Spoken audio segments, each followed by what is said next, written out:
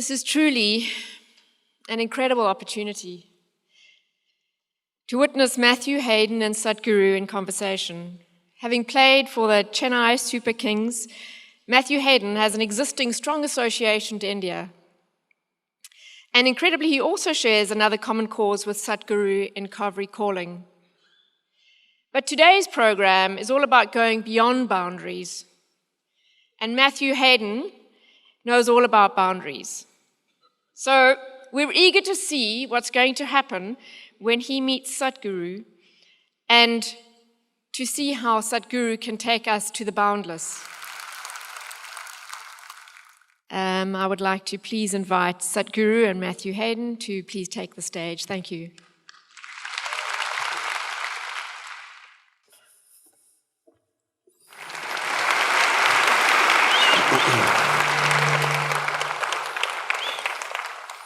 Good evening, everyone. I'll just hide this away. I've had a IT mishap straight away. IT, who would have thought? Firstly, I accept the beautiful welcome to country from the Yagra people. 60,000 years of human spirit. Goodness me, can you get a longer, more detailed story, and respect to those people always.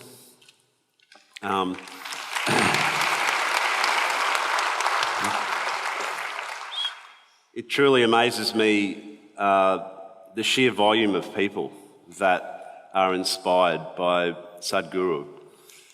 I guess for Australians, we feel a very long way away from the spiritual heartlands of India. But on behalf of Australia, we welcome Thank you. you with great sincerity and with great anticipation as well for this evening, which I'm sure will not only be enlightening but will also be a great deal of fun. So on behalf of Australia and Australians, we're a very multicultural society, as you can see by the faces in the room today. The definition of Australia is the faces that we see in front of us, from India, Pakistan, Sri Lanka, England, our real sort of heritage lands, Scotland, Ireland, Wales, South Africa. We truly are represented by... You're missing the Chinese. Chinese, Japanese. Geez, we've actually... Let's not even get there, because we could list every nation on the planet that's sitting right in front of us tonight. So thank you so much for joining us tonight. Over to you.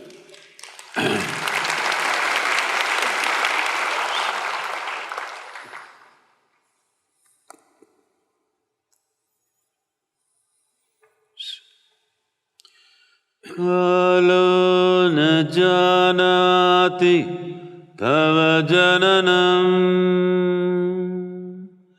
Kalo na janati tava samapanam, Drushto maya tava mahakaraha Yogeshwara Kala Kala,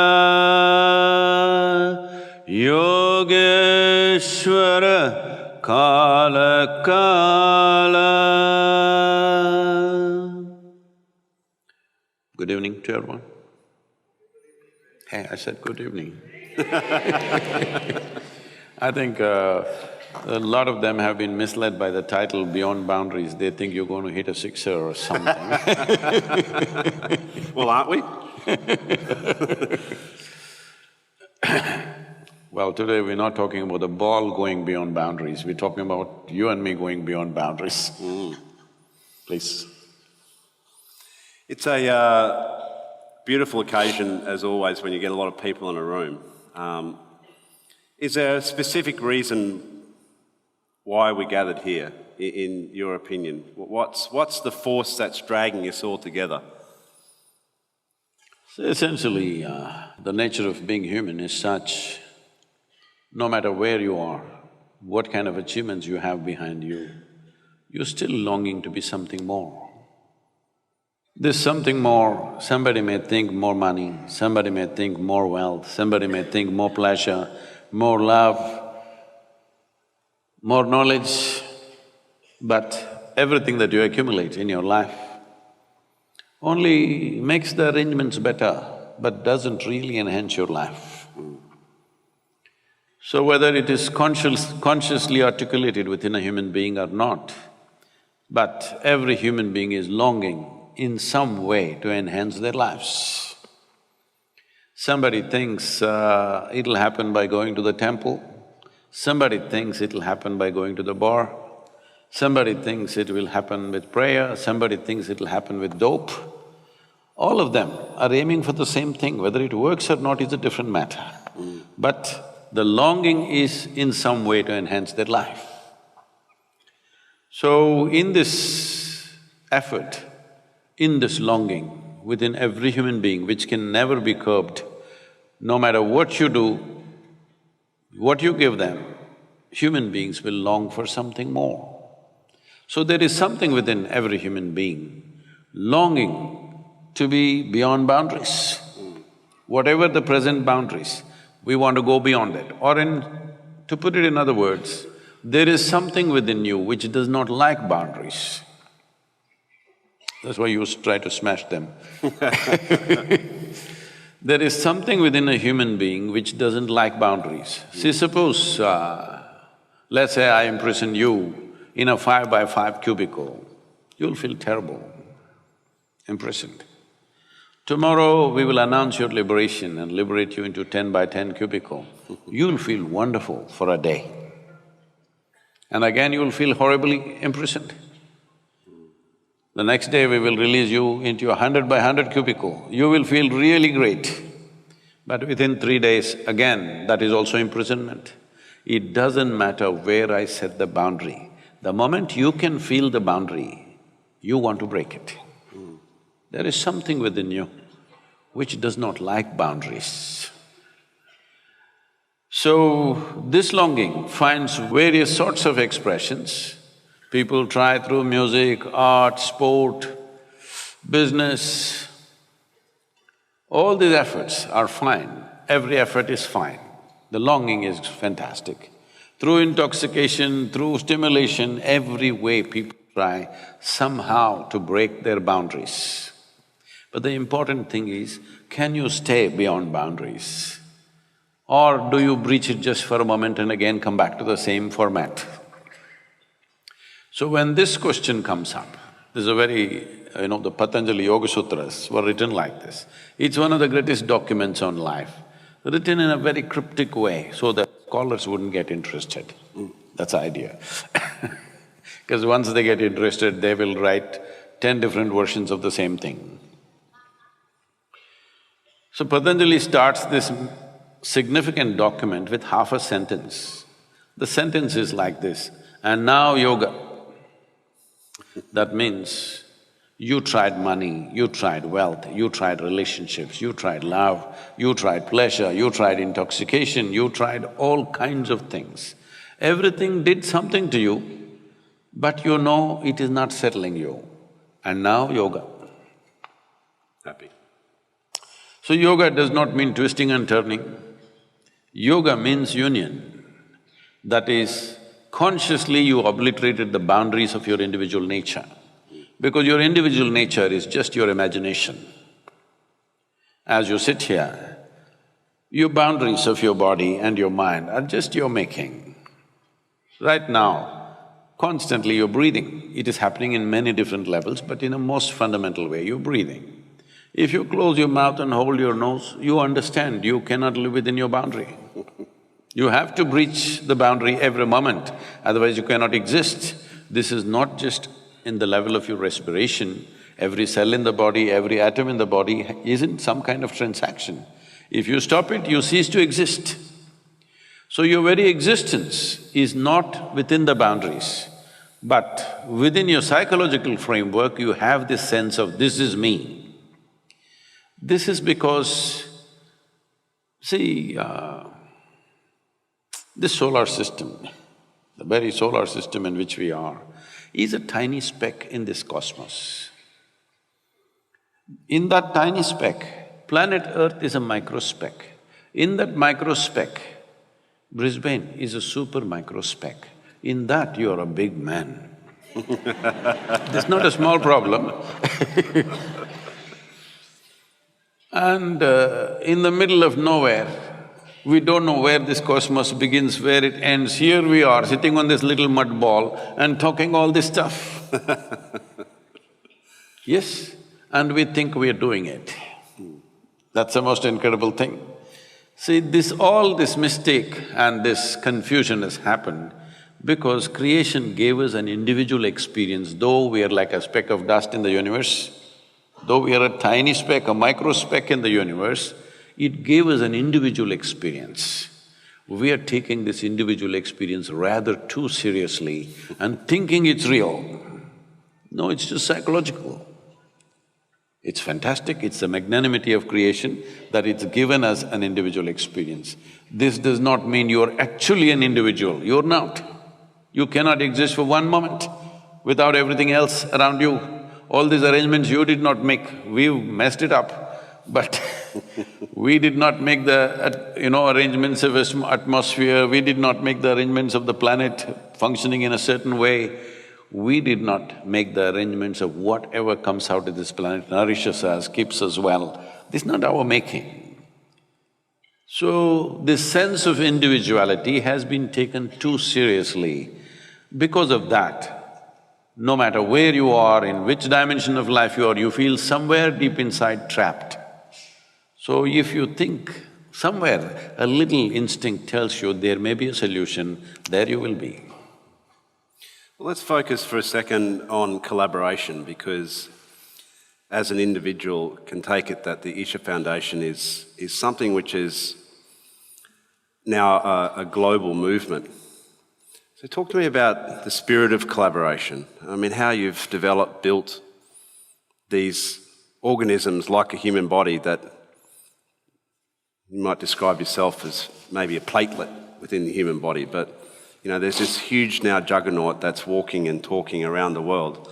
Tell me about the foundations of that thought, where it originated from, and then the spirit of the collaboration. I don't collaborate with anybody. Whoever, either they're in front of me or they're not here with me, I make them a part of myself. And this is not my doing, this is the way creation is made. See, you may not be able to stand the person who is sitting next to you, but what they exhale you're inhaling without any problem, isn't it? I'm saying essentially your existence is inclusive, only your mind is exclusive. I made my mind just the way my life is, so it's inclusive. So I don't think in terms of collaborating or confronting anybody, I'm just inclusive.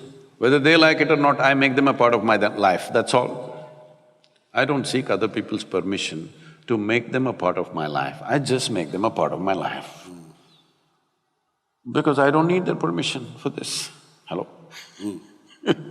So out of this, things happen in many different ways, the various activities. Essentially, the fundamental activity is to raise human consciousness in the sense, see, right now, our sense of who I am is only because too much identity with physical self.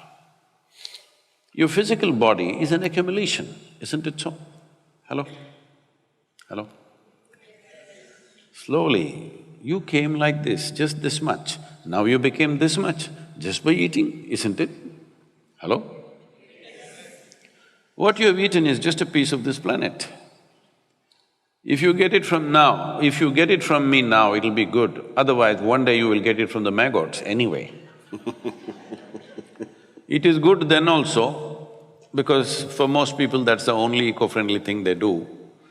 But if you get it now, you could transform your life if you understand the soil that you walk upon, the air that you breathe, the water that you drink, everything around you is actually you, happening.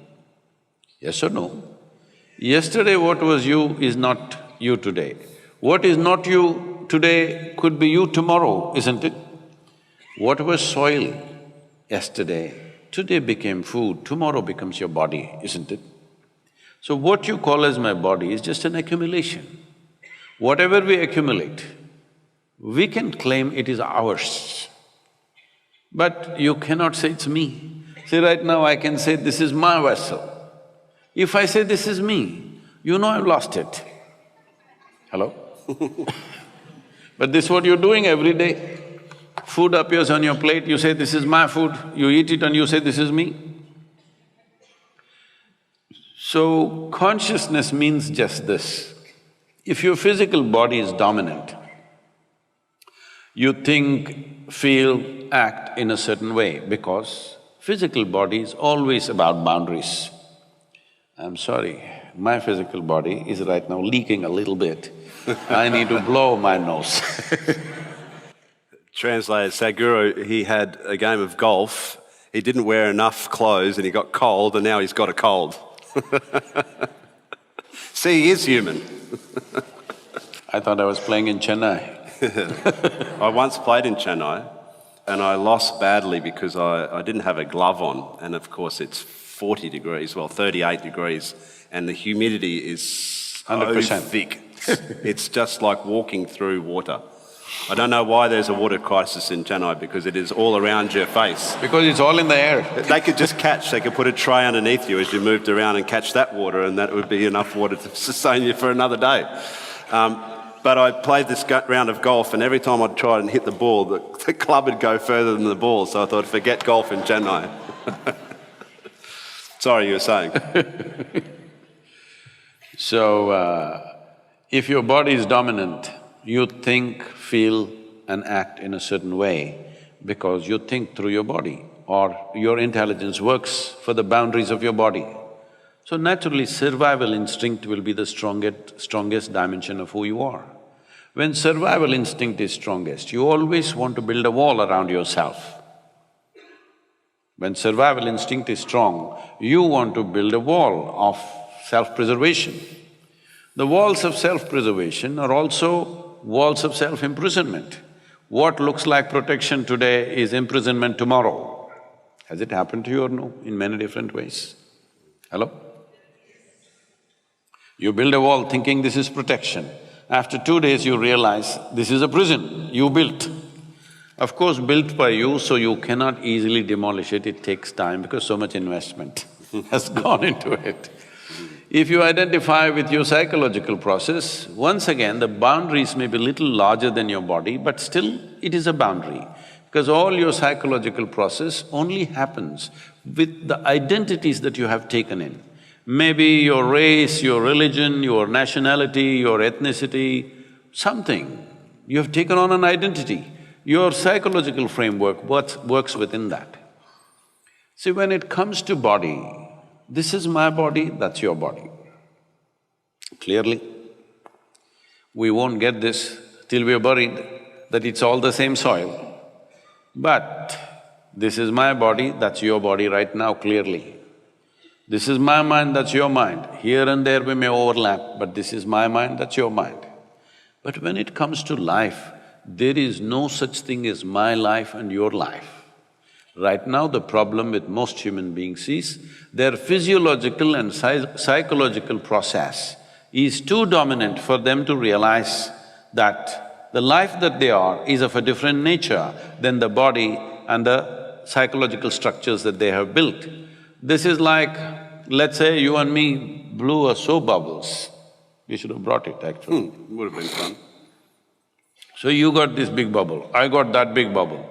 Now I claim that is my bubble, the big one is my bubble. It went poop. Then I don't say this is my air, that's your air. Life is just like this is a living cosmos. You captured some, I captured some. Now, the whole science of yoga is about breaching the boundaries of your psychological and physiological structure so that you imbibe more and more life. So after some time, the life that you are becomes more dominant than the body that you are, than the thought and emotion that you are. When your life becomes very significantly more than the psychological and physiological processes, if you sit here, You are a significant life, not necessarily because of what you do and do not do. You're just a significant life, simply by existence you're significant. Once it happens like this, effortlessly you can function. Every human being is doing this knowingly or unknowingly, most of the time unconsciously. Some are depleting, some are gaining. But as there is a science for external well-being, there is a whole science and technology for inner well-being where you consciously obliterate the boundaries of your physiological and psychological boundaries so that the life that you are is so highly enhanced that you are a significant life. It's not necessarily because of what you do. Simply, your presence and your existence become significant. This is something every human being must do because in body, you are not a match for other creatures. Hello? You cannot run like a cheetah, you are not as strong as an elephant, you cannot even hop like a kangaroo. You're no good, actually, physiologically. Hello? See… Speak for yourself. No, I'm saying, if you compare yourself with any other creature, what does the body do? It eats, it sleeps, it dies, reproduces and it dies one day. In all these departments, you are no good compared to other species. They eat better than you. There are insects which eat, 50 times their body weight in 24 hours. They sleep better than you, many of them sleep for 3 months, 6 months at a stretch. They reproduce better than you, they produce in hundreds, thousands, some of them in millions. For you, just to bear one child, how much fuss? They also die better than you without fuss. So physiologically, you are not a great champion, all right? Among humans, you may be… Matthew Hayden may be good, all right? Among humans, not comparable to a rhinoceros or an elephant, nothing, not even to a gorilla, he'll just smash him up. Among the human beings, he's smashing the ball all the time. That's a different matter. I'm saying physiologically, we are not a great presence. Our significance is our intelligence and our ability to be conscious and inclusive. Every other creature always trying to set boundaries because their whole life is about survival. Once you become a human, survival is not the goal of your life. See, for all other creatures, stomach full, life settled. For human beings, stomach empty, only one problem, food. Stomach full, 100 problems. Because what is human unfolds only after survival is taken care of. When survival is questioned, we are also just like any other creature fighting for survival. Only when survival is taken care of, other dimensions of being human come into play. So human life is not about survival. Physical survival is not the end goal of who we are. We are longing to be something more. How much more do you think would settle you? Hello? How much more would settle you? If I make you the king of this planet or queen of this planet, would you settle? No? What do you want? Okay, the solar system? No? If I give you one galaxy, you will want the next galaxy. This is the nature of being human. Doesn't matter where the boundary is. The moment I see the boundary, I want to break it. So there is something within you longing to become boundless.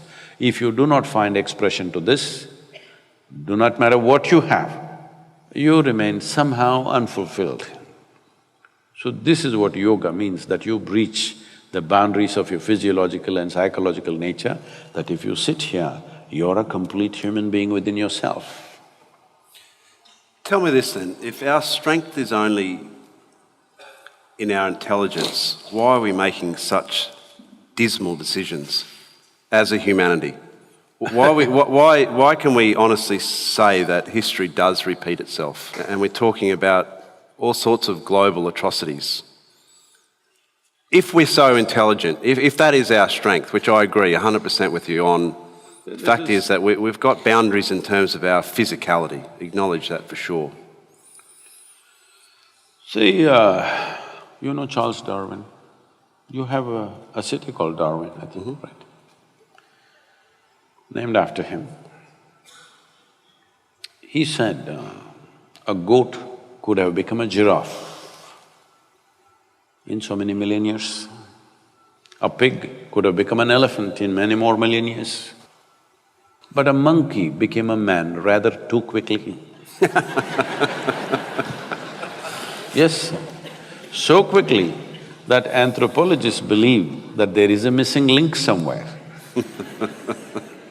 Today, modern genetic scientists are saying the difference between a chimpanzee and you is in terms of DNA. The DNA difference between you and a chimpanzee is 1.23%. 1.23% is not much of a difference, isn't it? So physiologically, that's how close you are to a chimpanzee. But in terms of your intelligence and consciousness, you're worlds apart from a chimpanzee. So right now the problem is just this, you have an intelligence for which you don't have a stable enough base. Because of this, people are using their intelligence to poke themselves all the time. They don't need any outside help. If you just leave them alone, they will suffer. So they may call it stress, they will call it tension, they will call it misery, they will call it madness, they will call it so many things. Essentially, it's about your intelligence turning against yourself. So, nature has endowed you with an intelligence, with a phenomenal capability.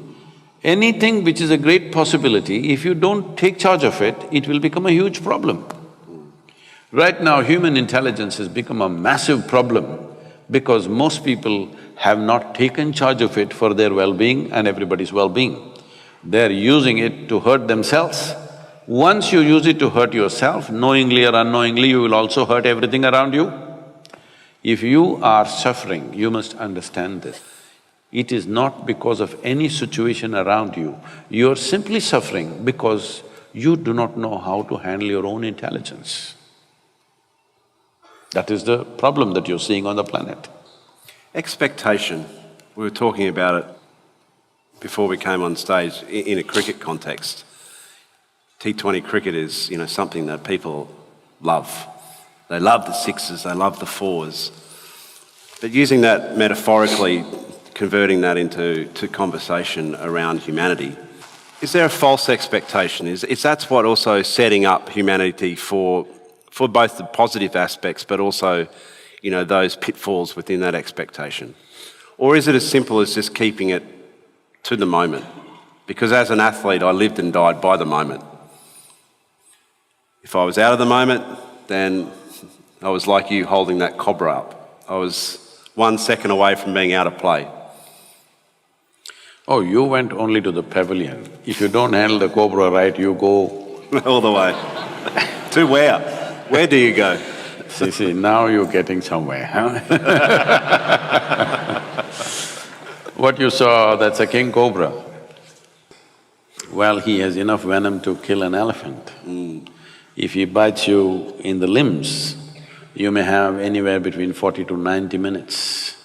If he bites you in the body, you have 6 to 8 minutes. But he won't bite me. See, I'm not holding him by his head, just holding him like this.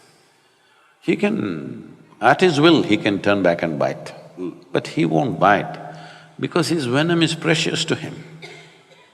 It's very precious to him. Venom is among the highest or the most intense forms of protein on the planet. To manufacture that, he has to work hard. He's not going to just waste it on me. Unless I look like a threat to him. If I have to look like a threat to him, he's not judging by his vision, he's reading my chemistry. If he sees a little bit of agitation in my chemistry, he will go for me for sure. Otherwise, he will not go for me. So if we want to know you're really peaceful or not, all the cricketers must be put, all the batsmen, whether they're really peaceful or not, we can put them through a cobra test.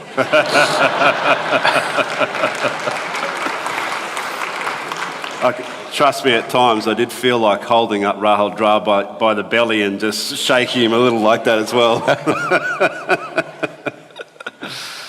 So, this is the nature of existence.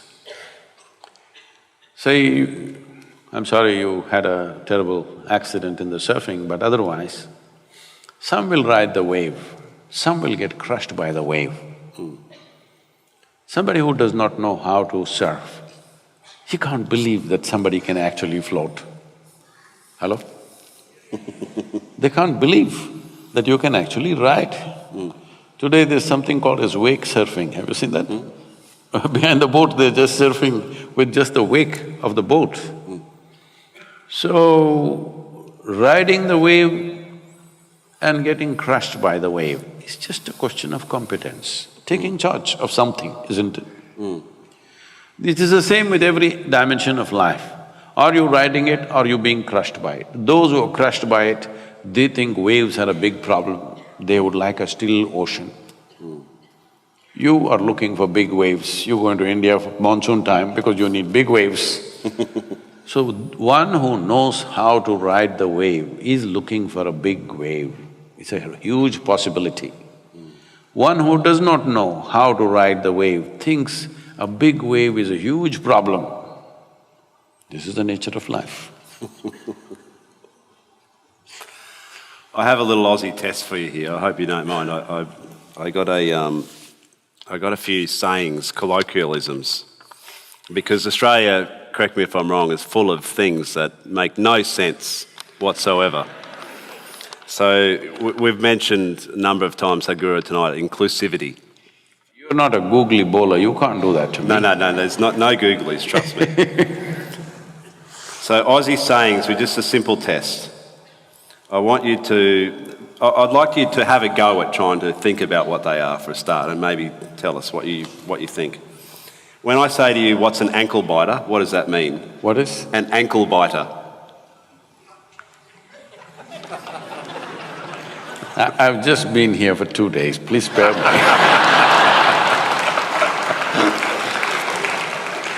You can have your own back, by the way. You can have your own back. Okay, if I say, you should be able to get this one, even if you've been here for 2 days. My expectations, dangerous as they are high. I know what's a footy, is that good enough to be an Aussie? Good. That's a tick. Fair dinkum. What's fair dinkum mean?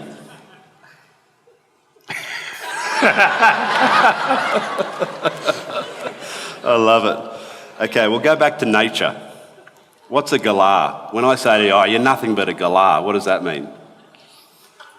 Must be a wombat or something. It's a bird, type of bird. In Australia. Yeah, I got somewhere close. Yeah, very close. We'll give you a tick.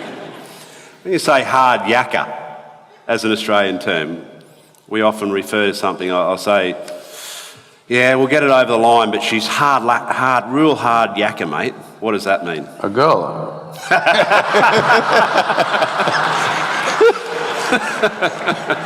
No, that's more like gnarly. That's the surfing expression, gnarly. Just for fairness, I'll just go one more.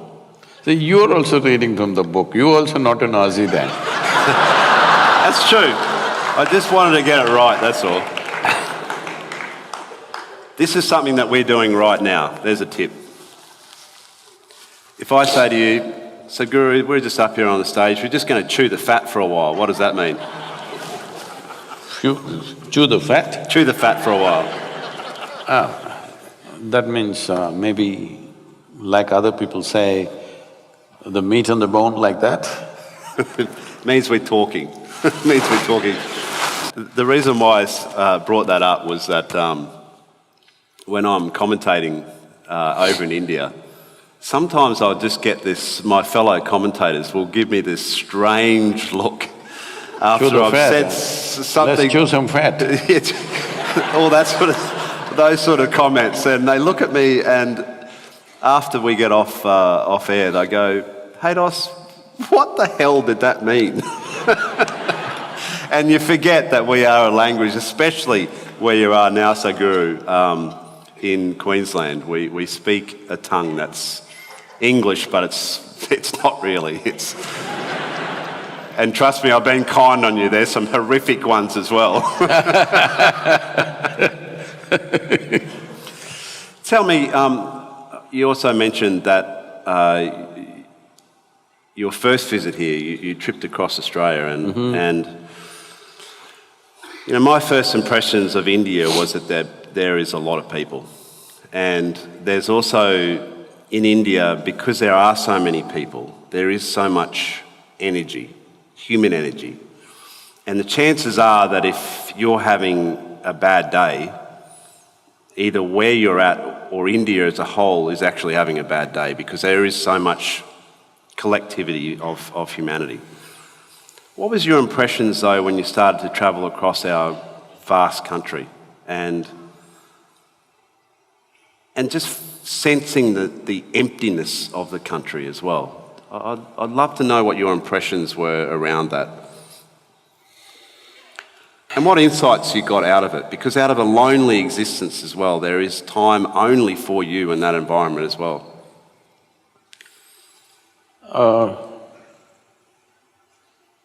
Personally, I've spent a lot of time by myself in the jungles of southern India, in the Himalayas.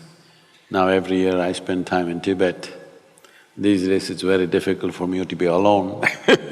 People are all the time. And do you like that? Is that something that you now seek, that time alone, or I'm at my best when I'm alone. Ah. And why is that? Why do you think that is? Because I don't mess with myself. People sit by themselves and mess with themselves and make a mess out of themselves. If they stay alone, they'll go crazy, a whole lot of people.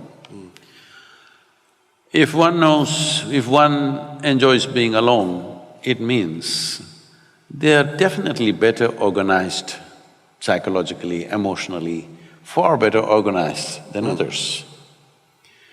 One of the important processes of spiritual sadhana we give, the tools that we offer, is always to go into silence.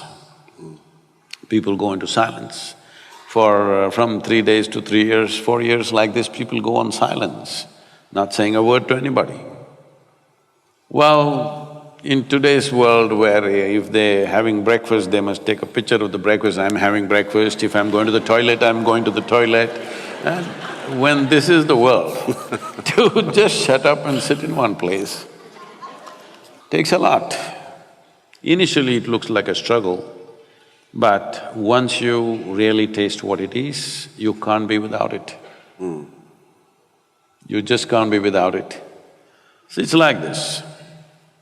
If I shut myself up once in a way from everything around me, because otherwise I'm 7 days of the week, 365 days, 22 hours a day, I'm on.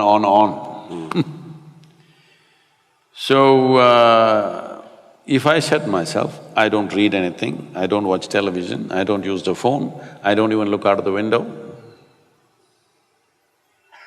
Because there is a phenomena of life within you which is far bigger than all the entertainment you have.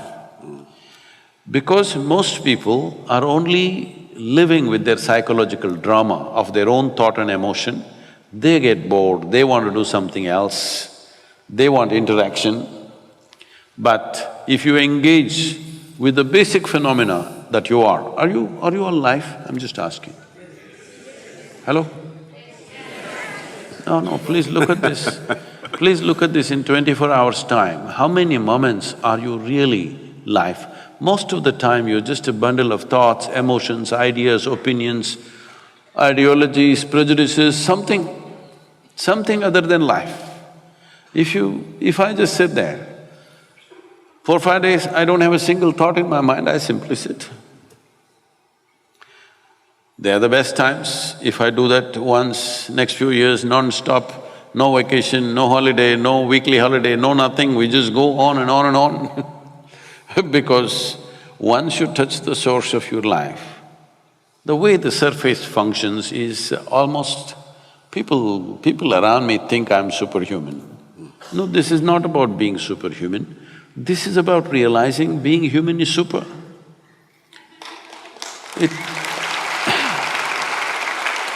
It is not for nothing that we are the peak of evolution on this planet. Hello? Are we? We are the peak of evolution on this planet. It's to make you the way you are. It took millions of years of work. Nature has worked millions of years to get you to this level. But now all most human beings can do is complain. This is a product which is arrived at after phenomenal development over a few million years. But now you're complaining about how it is because you've not explored the full depth and dimension of what a human being is. A human being is not just a bundle of thoughts and emotions. Like you're not just body, there's something more to this. Body you accumulated, what you call as my mind, is an accumulation of impressions. This is a heap of food, that is a heap of impressions. Between these two heaps, where the hell are you? Yes, where are you? It's time everybody pays some attention because this life is not for good. Since you came and sat here, you're 45 minutes closer to your grave. Yes, I'm not… Sobering thought. I'm not wishing this on you, this is the nature of our life. This is not clock ticking away, it's our life ticking away, isn't it? Most people think other people die. You know? No, you and me will die. If you understand that this is a limited amount of time and energy, you would see how to master this in some way. Do whatever you want. You can't stop 1 minute from rolling, isn't it? Hello? Whoever you may be, can you stop it? No, it's rolling away for all of us at the same pace. Well, how quickly, how rapidly or how slowly simply depends on how joyful or how miserable you are. If you're… have you noticed this, on a specific day, you were very happy, 24 hours, poof, went off like a moment. Another day you were depressed, 24 hours feel like a eon. Yes or no? So only miserable people can have a truly long life. If you're really joyful, if you're very joyful, before you know what's happening, it gets over. For the possibilities that a human being has come with, if you live to be 100, it's really nothing. 100 is not a long life, 100 is nothing if you're really ecstatic, it'll just pass away like this in no time. If you're miserable, every day feels like 100 years. So time is a very relative experience, but the only thing that you can master is your energies. Energetically, if you are at a certain level of intensity, what somebody does in 10 years, you will do in 1 year. Because of this, the impact and the profoundness of your experience, in terms of experience, the profoundness of experience, in terms of activity and impact in the world, it may be like 1,000 years, though you lived only 100 years, simply because you have multiplied yourself. But time is limited. Tamil people, you know some Tamil words? Now I'm going to… Seri. I'm going Okay. to Google you with Tamil There's words. one, Seri. Like you chewed fat with me. Yeah, you've got me. Come on then. Hit me with something. In Tamil language, this is very well said. When somebody dies, we don't say he died. We say, kalamaitange. That means his time got over. Perfect. It's a perfect description. Time got over, that's all that happened. Time is getting over even now, isn't it so? How young you are, how healthy you are, how wonderful you are, it doesn't matter. Time is getting over. If you're conscious that you're mortal and it's a limited amount of time, naturally you would tweak up your energies to such a level that time would be enhanced for you. Otherwise, if you think you're here forever, you think you're an eternal being, then you have time for all kinds of rubbish that you don't care for. If you knew it is very limited, you wouldn't do one thing that doesn't matter to you, isn't it? Hello? Would you have… if you really knew, see, every day nearly 250,000 people die on this planet just by natural process. And you think those people are all thinking, tomorrow morning I will die? Hello? You think so? No. Lot of people were going to their office, somebody was going home, somebody had all kinds of dreams, young people, old people, all sorts of people die every day in the world. If you knew that it is possible, it's not my wish, I'll bless you with a long life, but it's possible. Tomorrow morning you and me could be dead, isn't it? Hello? Possible or no? It's not our wish, possible or no? If you know it is possible, that it is possible tomorrow morning I could be dead, would you have time to quarrel with somebody? Would you have time to bicker with someone else, do some nonsense that doesn't matter to you? You would do only what truly matters to you. If every moment of your life, if you're doing what really matters to you, you will live a wonderful life. Beautifully said. So you can assume that with that philosophy, you're extremely cause-driven. And, you know, the Isha Foundation is obviously a huge vehicle for you to express that. But I want to talk specifically about water and what your vision for the conservation of water and some of the things that you're doing, proactively doing, within the causes. And that relationship as well with in particular, your heartland of Tamil Nadu and also Karnataka. Say I grew up in Karnataka around Kaveri River. About 4.5 years, every day I swam in Kaveri River. When I was somewhere between 14 to 18, 19, at that time, almost every day I swam in Kaveri River. Once I floated down Kaveri for 13 days on 4 truck tubes and a few bamboos. I lived off the river. In my experience, the river was not some kind of a resource or water source or something. In my experience, she was a life much larger than me. People like you and me come and go, but this river has flown for 1,000,000 years. But today we have brought her down to her knees in such a way that the river's survival is a big question mark. This is not just for one river, this has happened across the country. Just to give some kind of a picture for people here, they may not be conscious of this. See, we must understand this, in India, this is a tropical country. That means the river is not the source of water, it is only a destination for water. River, pond, lake, well, these are not sources of water, these are destinations for water. There is only one source called monsoon. Monsoon rain is the only source. It gathers in the land in various forms.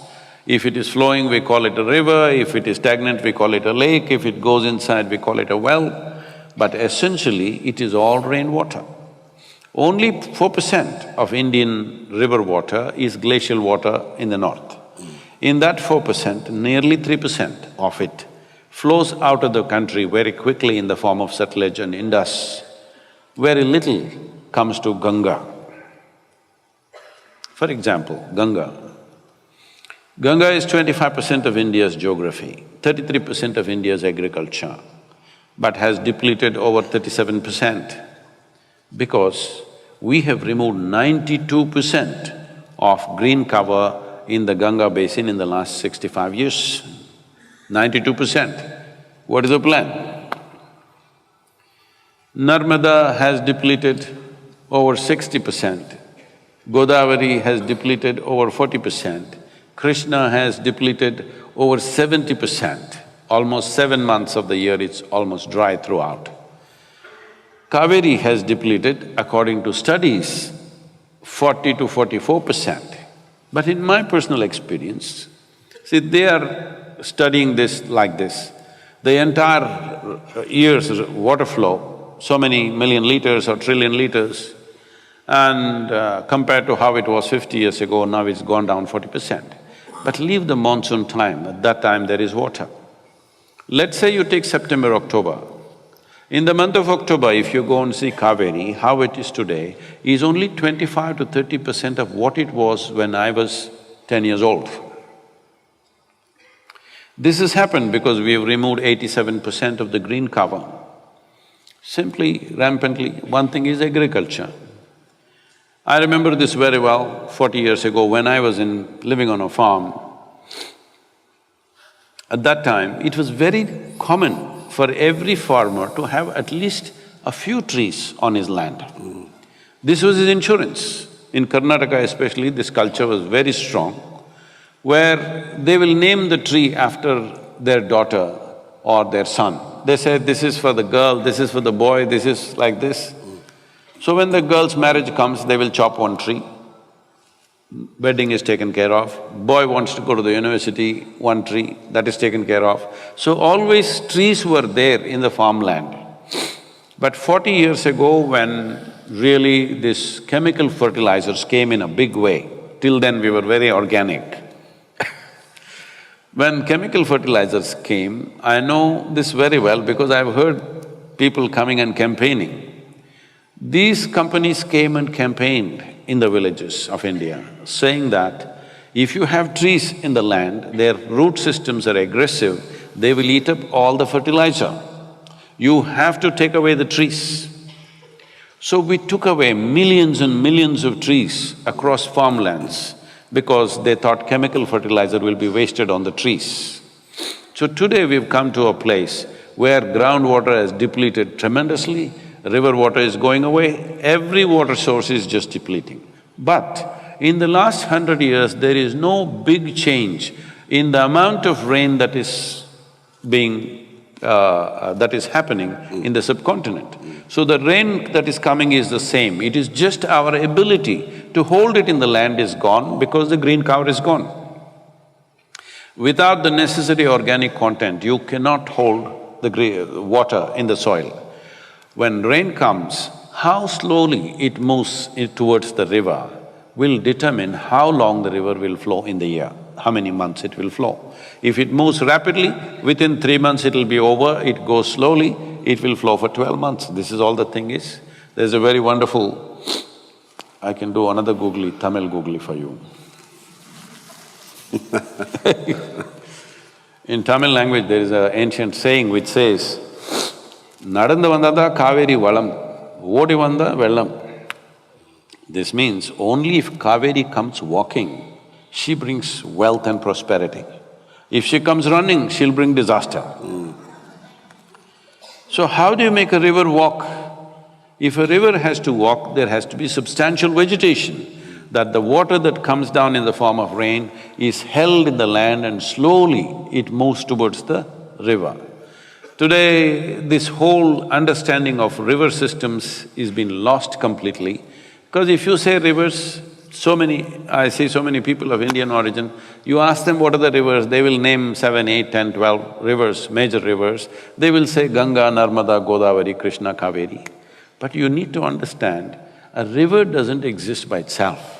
For example, Kaveri has over 120 tributaries. And most of these tributaries don't even flow for 3 to 4 months in a year. They were all perennial streams, but today most of them are not flowing more than 3 to 4 months. Kaveri is not touching the ocean for over 6 months. She's receding by the year. This is happening mainly because there is no green cover. So, this project, what we have taken up called Kaveri Calling, is an offshoot of Rally for Rivers. Rally for Rivers was done with the intent of changing the policy framework. We are 100% successful in this because the policy that we offered to the central government was accepted in toto. They put it through the scientific tests and then the economic tests, and they found it as an ideal policy, and this was recommended for all the 29 states as official policy. And about 4 states are proactively pursuing this policy. Another 3 to 4 states we have memorandum of understanding and we are working with them. But many other states are just not doing anything about it, though, because a river is a concurrent subject between federal government and the state government. Center can only advise, it's the state which needs to act. So where they have not acted, there you see serious water issues. So now Kaveri calling is a different level of project. We have taken another project in Maharashtra. You wouldn't know, there's a place called Yavatmal, there's a Vagari river. Are there Marathi people?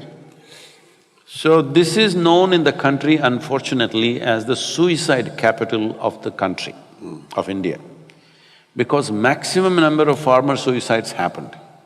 Now in Tamil Nadu and Karnataka, this is becoming a, like a regular yearly score is happening.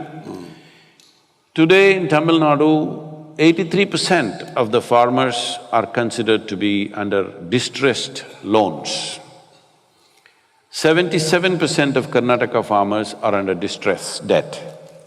What a distress debt is that they have no means to pay the money which they have taken. It doesn't matter how much farming they do, they have no means to pay. This means either they have to sell the land or run away somewhere or hang from a tree. This is the options we are giving them. We are driving a whole mass of people in this direction. This has happened for a variety of reasons, but the fundamental reason is lack of rich soil. What was a very fertile soil, We have farmed the same land for over 12,000 years. But today in one generation, we are turning it into a desert-like space, mainly because the only way you can enrich the land is by the leaves of the trees and by the animal waste. Trees are gone long time ago, animals are all traveling to other countries. Now, there is no leaves, there is no animal waste, there is no way to recoup this soil. Out of 160 million hectares of arable land in India, 104 million hectares have been identified as distressed soil because there is no leaf, there is no animal waste.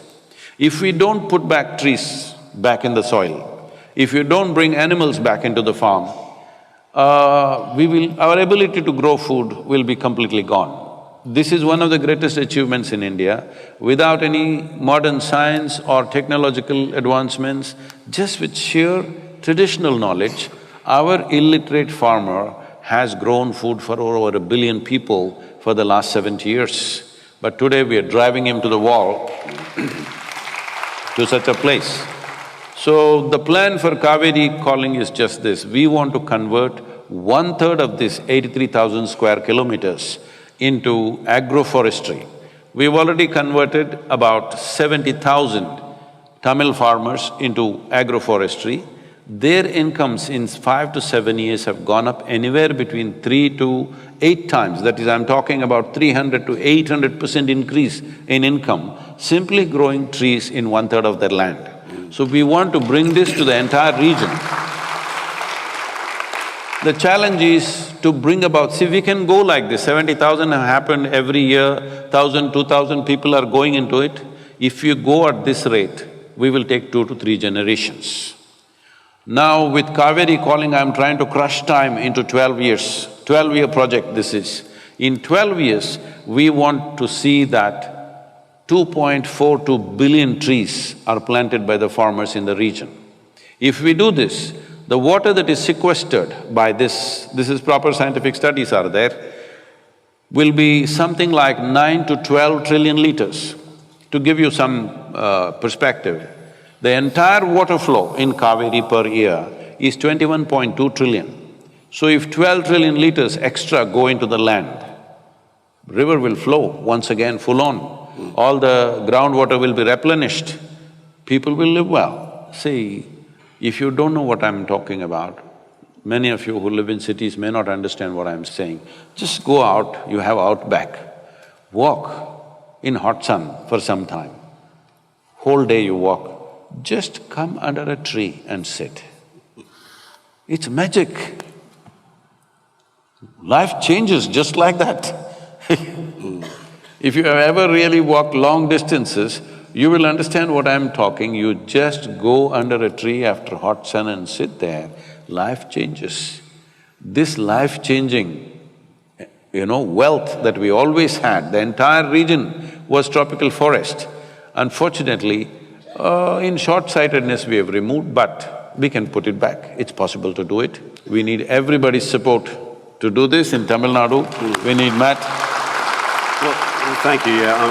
I've pledged my support. We had in the lead up to this, a little technological discussion, and one of those was that I was requested by Sadhguru to invest, and that's a pledge that I'll honour. I think it's an incredible cause. I also had a little bit of fun with other heavy influences in India, Anand Mahindra in particular, and he requested a question. Anand Mahindra, for those that don't know, is in control of the largest auto and agribusiness in the world. And as a business, they're very conscious on water, being water neutral, which is fantastic for such an influential individual. But he asked me not so much on policy and not so much on company. He asked from an individual's perspective what one can be doing, because at those discussions, I'm sure everyone living in Australia it will understand this, are very similar discussions as to how it is that we need to take control of our resource and almost in many ways elevate it above a political cycle of 4 years and put it on a national agenda, because we are, in as dire straits as what any other country is. Now, I love to cook, and I know one thing about rice. I'm a good cook. Well, we can have a cook-off. We should have. Not a competition, just an enrichment, Yes. an enrichment experience. Yes.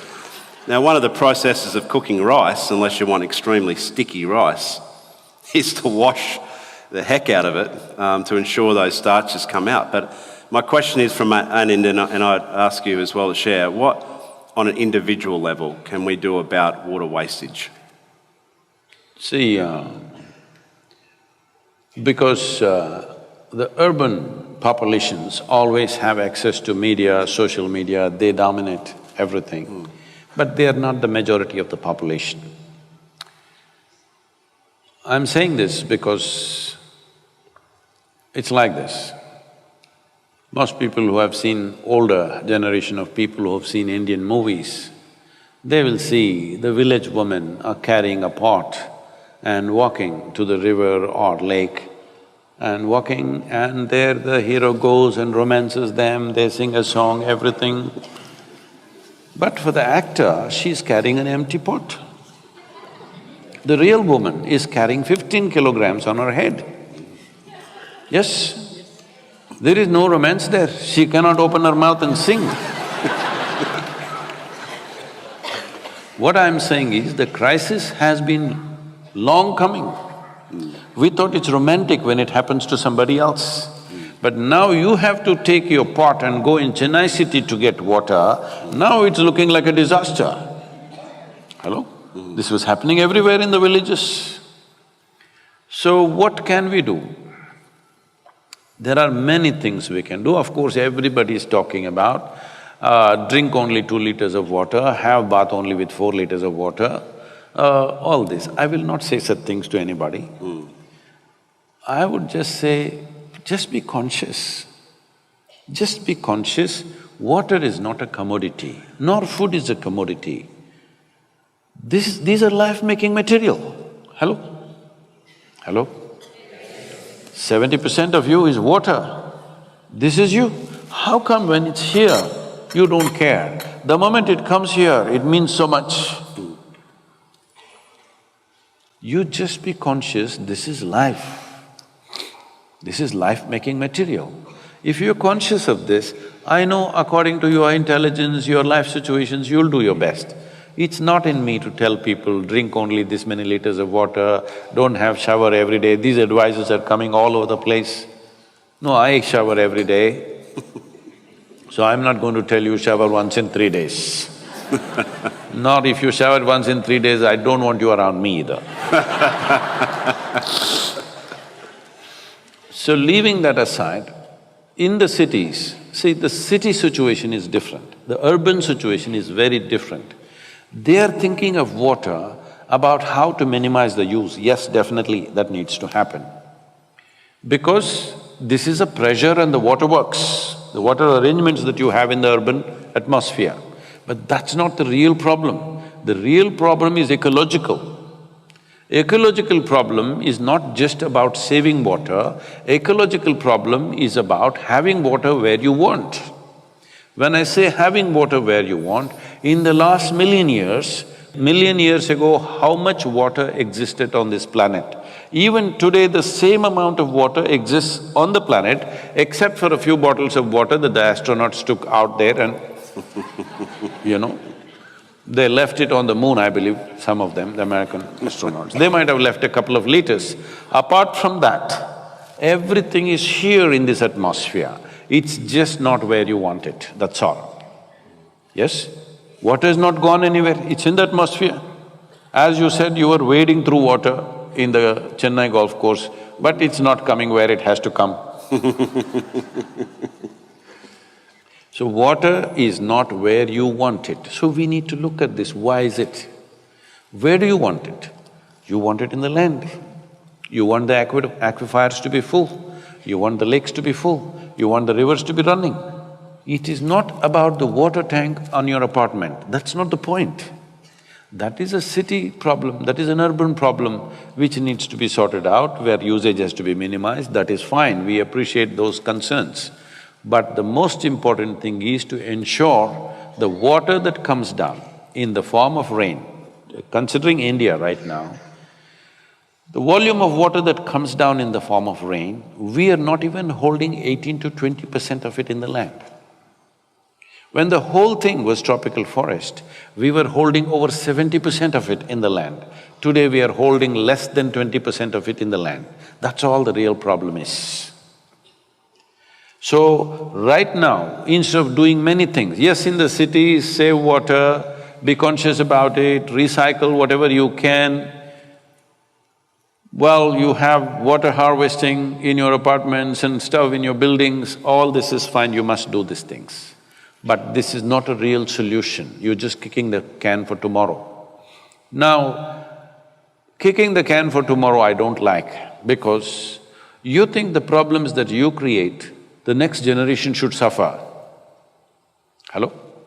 I don't like this. Better face it now, this is the reality. The only and only thing, I'm telling you, it doesn't matter, this is not some rocket science. The only and only thing the land needs is, it needs vegetation and it needs animals. That's all it needs. People will say check dam, right now everybody is announcing check dams across streams and rivers. So you need to understand this. All these ideas are coming from Europe and North America, where the variation between summer and full river seasons are just about 20 to 25%. That means 80% to 75 to 80% it's always there. In India, between monsoon and summer, the variation is 90%. If you build check dams, you will transform a river into a string of pools. Near every town and city, you build a check dam. In the end, what you have is a string of pools.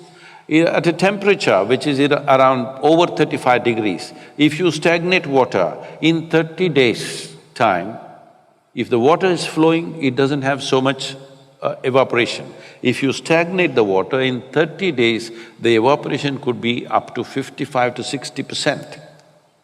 So these big dams have been a big disaster. We did these things at one time when we did not know much about this. Now the science of hydrology has evolved in a significant way. Right now, everybody knows 1/3 of the land needs to go under shade. This is very important. So for this, we are talking about just Kaveri Basin. Kaveri Basin as a demo that this can be done. If there is determination in the people, this can be done.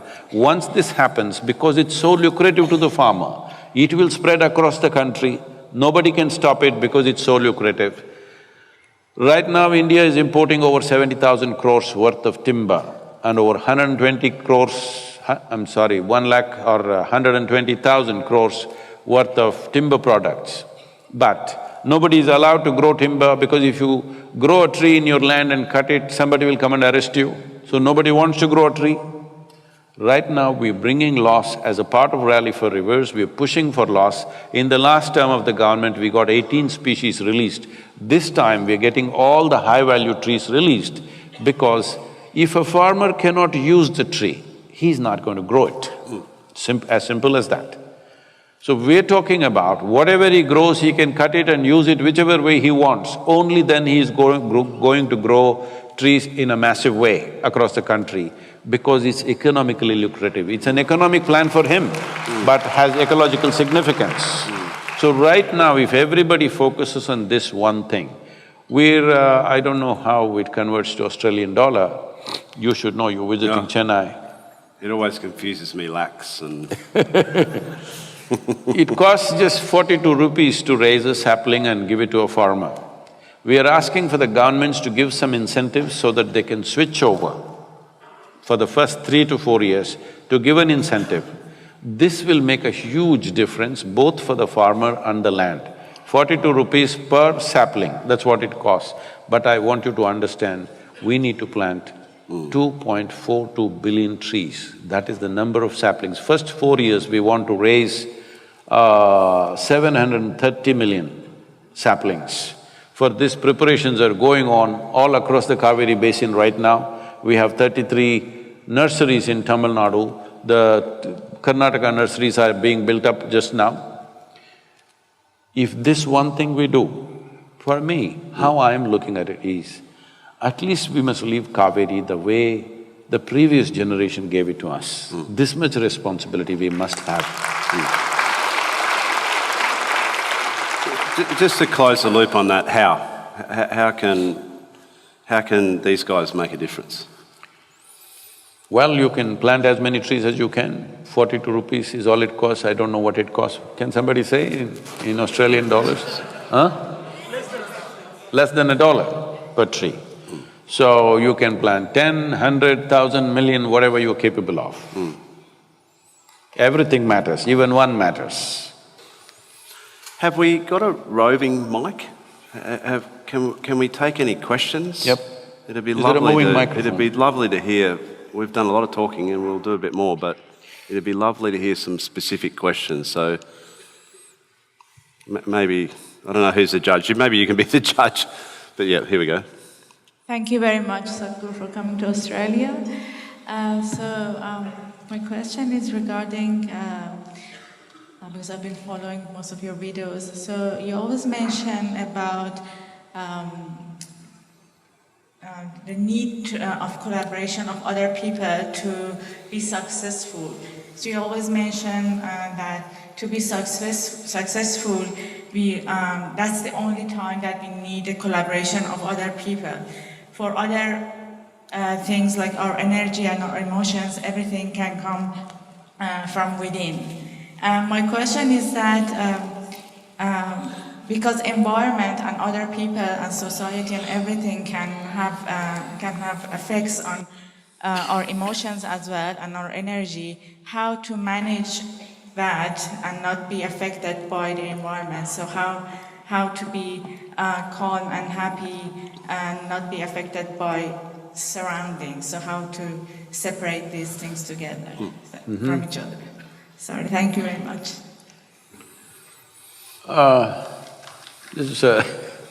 Very often people come to me and say, Sadhguru, I can't stand my mother-in-law, she's impossible.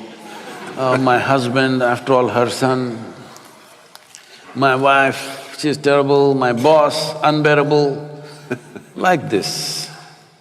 Then I tell them, you come to the yoga center. Your mother-in-law, husband, wife, boss, nobody will come here, just you. We'll give you a nice place to stay, good food to eat.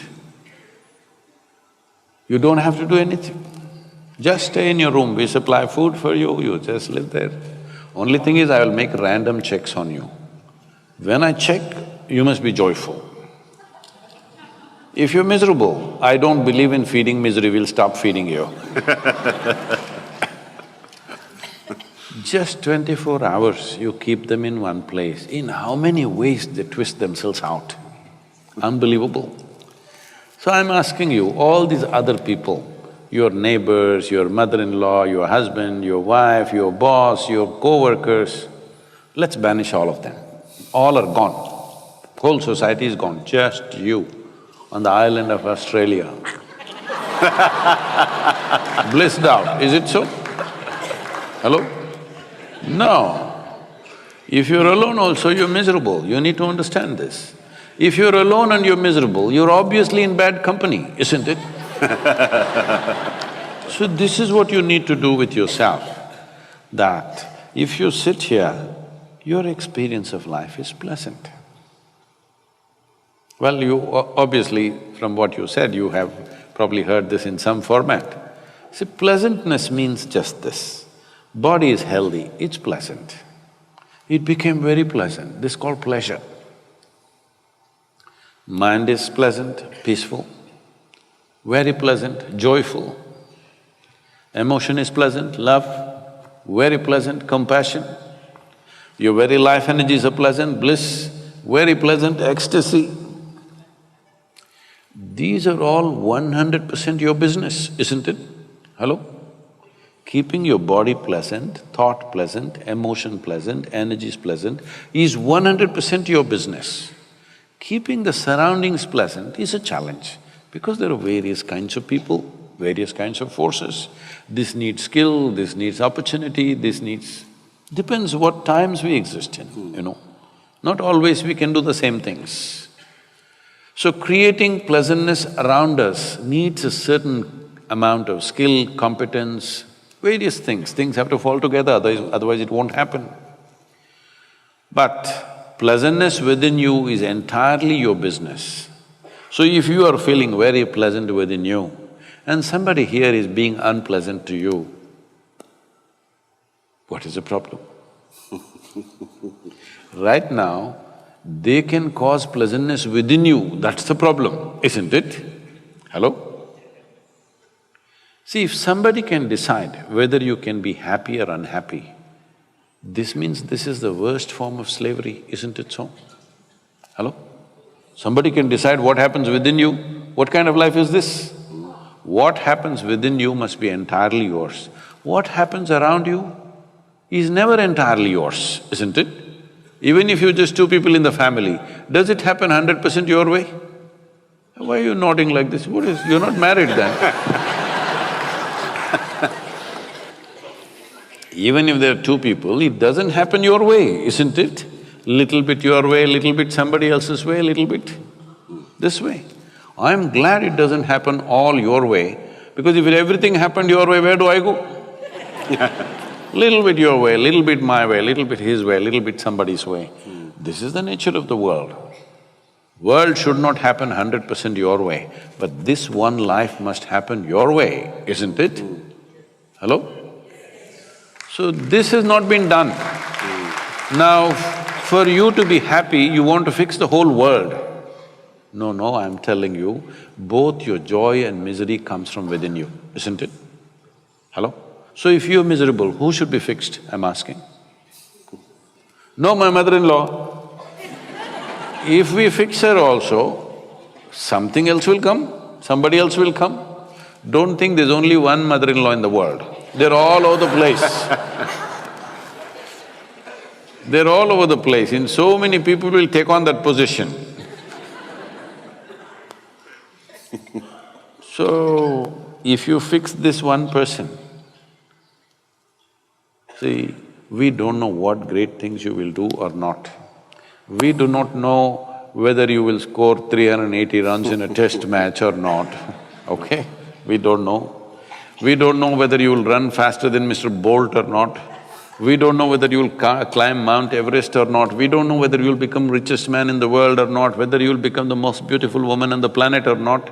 We don't know those things. But at least this much you deserve, that your experience of life on this planet is pleasant. This much you deserve, this much must happen, isn't it? Other things are subject to so many realities. That's not always determined by us, Then many things have to fall into place. Next question. Poor old mother-in-law gets a bit of a bad run, doesn't she? There's a species of fish in our water called the mother-in-law, and apparently it even tastes bad. Where's our microphone? Namaskaram, Sadhguru. My name is Harsha. I'm actually from Melbourne, and I'm very, very lucky to see you here. And hello to Matt, yourself. I'm a big fan of yours as well, like many of us here are. Thank you. Thanks. Sadhguru, my question is about boundlessness. Earlier today, you mentioned that there is something within us that is seeking to express in different ways, and it comes as different forms. Every morning when I get up, there are always two voices at least, and while I know that, I'm sorry, one of the things that you said is ultimately you'll have to come to yoga because you've tried everything. Every morning when I get up, I find that there's these two voices. It says, you have time, and sometimes it says, you don't have time. You married? Yes. I understand what's the other voice.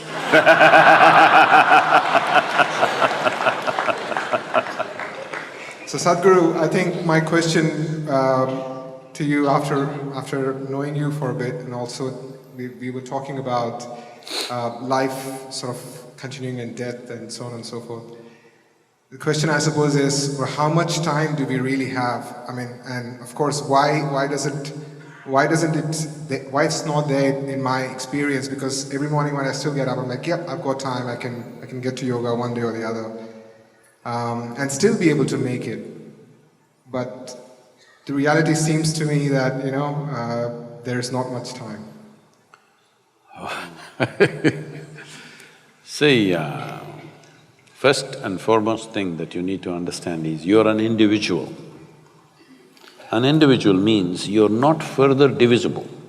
This is it, this is one unit. In this body, there's one person or two people? Hello? Don't look at your wife and say that, you tell me it's okay. One or two? Only one. If you're feeling two, this means you're either schizophrenic or you're possessed. You need either a psychiatrist or an exorcist. Don't do that to yourself. Don't do this two-voice business because initially it looks like good entertainment. After some time, if it takes on, it's very painful. Mental illnesses are not fun. Everybody plays with it. See, when you get angry with somebody and what you want happened, what do you tell your friend? I got mad with him and he did what I wanted. Well, you got mad temporarily and you came back. Suppose you couldn't come back. It'll happen one day if you keep crossing the line too often, because the line between sanity and insanity is very thin. If you cross it, one day if you're not able to come back. See, between health and ill health, is it very thin, the line? Any moment, things can happen to us. Either from outside or inside, something can happen. Similarly, the line between sanity and insanity is very thin. Most people don't realize this, how thin it is. Don't walk on that line, keep away from that line. Stay on the sanity side, it's very important that you don't get mad temporarily at somebody because you crossed and if you can't come back, what do? Then you're gone, isn't it? So two voices are not good, there's only one person here. Only one, right? Only one inside. This is an individual. You cannot further divide this. The moment you divide this, you're asking for ill health of some kind. Don't do that. Now, how much time do I have? Well, one voice is saying you got time. So eliminate the other one, you don't have time. So this is not about fun, but I want you to understand this. It's like this, If you… Can I tell you a story? Okay? Because you think this is a serious question. I want you to just understand this one thing. Why a whole lot of human beings have become a mess is they've taken themselves too seriously. They don't understand. Before they came here, countless number of people lived on this planet and no sign of them, they're all topsoil now. And this one also will be topsoil. You're just a small pop-up. Hello? You're just a small pop-up and you'll pop out. But you are taking yourself too seriously. Believe me, if the whole solar system evaporates tomorrow morning, it is not even mist in the universe, that's how big it is. And that's how small we are. So don't take yourself too seriously. Yes, this life is important for us. Why? Because every life is seeing how to find its full potential. For that it's important. Not thinking something big of you is there in this world, nothing like that. See, if there were dinosaurs in Australia, they would treat you just like ants, isn't it? Suppose you're walking on the street, a colony of ants are going, you just step on it and go. One guy is dead, one guy is half dead, one guy is cut into half. You don't care because they're just ants. So if they were bigger animals than you, they would treat you the same way. They wouldn't even eat the whole of you. They wouldn't even treat you with any dignity. They would just eat one part and throw the other part and go on. Like how you waste food, they would also do it. So much population. Now if the dinosaur comes, he has a feast isn't it? So do not take yourself so seriously. This is the biggest problem, that you've taken yourself too seriously. You're just a small pop-up. The important thing is just this, it is the generosity of creation that it's given you an individual experience. Do not misunderstand that. Do not misunderstand this is to make you significant. This is just to understand life is significant, that's all. You just a bubble. You just a bubble, it'll pop anytime. Well, it may last 100 years. 100 years is nothing in the world. Hello? You may think, 100 years I lived long and I did so many things. Nothing. Many idiots on this planet thought like you and me. They thought they are very important too. Alexander the Greats have come, where are they? So they were telling me about, I was in Greece and they were saying, Alexander went to India. I said, don't worry. He came to India all right, but an Indian mosquito, that too a female. Go on, the emperor. He died of malaria. So do not underestimate a small mosquito, it can kill you. See, we've found something worse than a mother-in-law then, haven't we? No, that there is a thing about… Why are we going against mother-in-laws? Well, I don't know. We need to move on. Yeah. Between in-laws and outlaws, outlaws are wanted.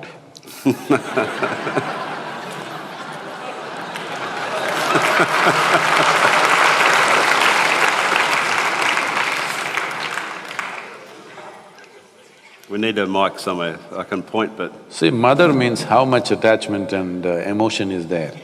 Say mother-in-law means so much problem.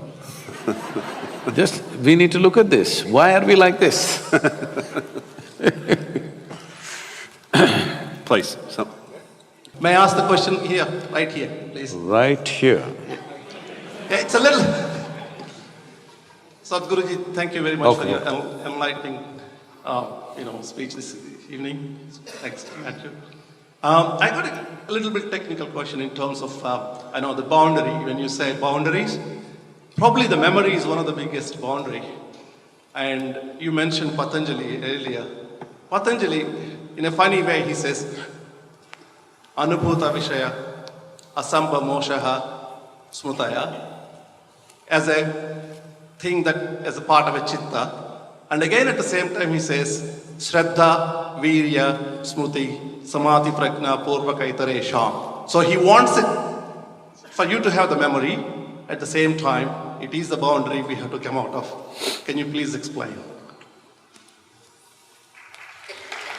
Oh, you like the question, huh? It'd want to be a good answer. The expectations clearly are high. Let's chew some fat on this one. Yeah, there you go. In the middle of whoop whoop.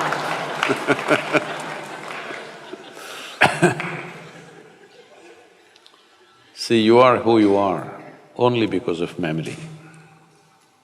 There's conscious memory, there is unconscious memory, articulate and inarticulate levels of memory, there is genetic memory, there is evolutionary memory, there is elemental memory, atomic memory, everything is built into this. Muscle memory. Muscle memory. Oh, that is what I said, inarticulate memory, it is there. Your entire head to toe is just memory.